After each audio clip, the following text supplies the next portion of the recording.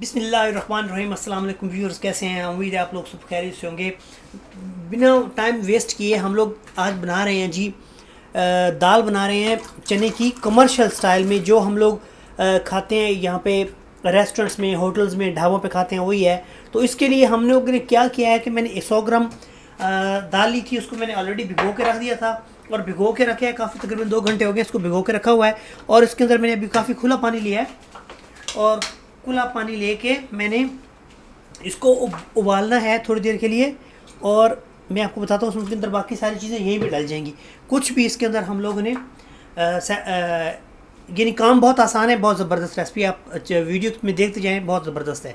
अच्छा व्यूअर्स देखें, दाल रख दी है मैंने बर्तन के ऊपर। ये इसके अंदर गया जी जिंजर गार्लिक पेस्ट। ओके, इसके अंदर सारे जो भी आपने मसाले डाले देखते जाएं। ये चला गया टमाटर। ओके, इसके अंदर अभी डालेंगे थोड़ी सी हल्दी, छोटी सी चमची में, क्योंकि मैं नहीं, आपने देखना है आपने कितनी बना रहे हैं। आप आधा किलो बना रहे हैं, लोग 250 ग्राम बना रहे हैं। ये थोड़ा सा धनिया पाउडर है, ये चला गया। उसके बाद इसके अंदर गार्लिक पाउडर है 1 भर के टीस्पून। उसके बाद नमक है, नमक आपने हिस्ब जायका लेना है, ये मैंने इतना डाला है, बाद में मैं चेक कर लूँगा। उसके बाद इसके अंदर कश्मीरी मिर्च डालेंगे हम लोग हाफ़ टी स्पून, और ये 1 टीस्पून भर के हम लोगों ने डालना है कुटी हुई लाल मिर्च का। कसूरी मेथी है 1 चम्मच। और ये जो ऑयल है ना जी, ये आपने ख़ास ख्याल रखना है, 2 भर के ऑयल के चम्मच जो है ना वो उसमें डाल देने हैं आप लोगों ने। थोड़ा सा और डाल देता हूँ, ये ले 2 चम्मच ऑयल के, और 1 ग्रीन चिली डालूँगा इसमें।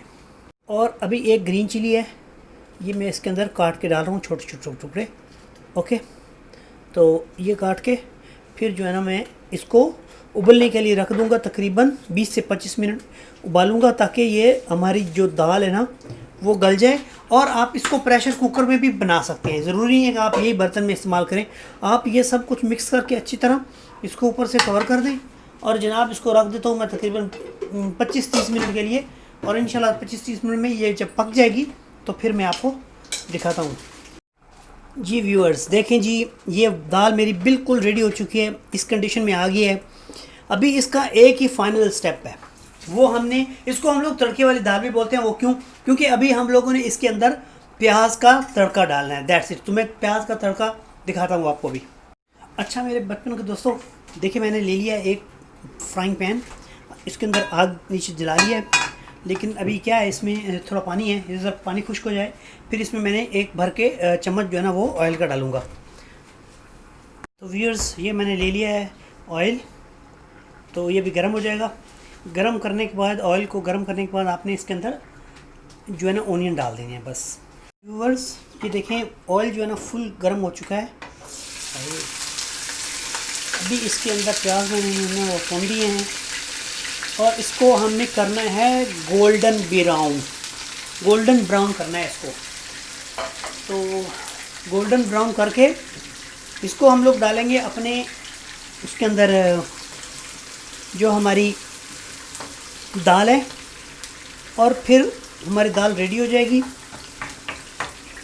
और नाज़रीन आप देखें कि कितनी आसान रेसिपी है, इसमें कुछ झंझट भी नहीं है, कुछ इतना मुश्किल काम भी नहीं है, बहुत आसान रेसिपी है और बड़ी मज़ेदार रेसिपी है। आप एक बार ज़रूर ट्राई करें घर में।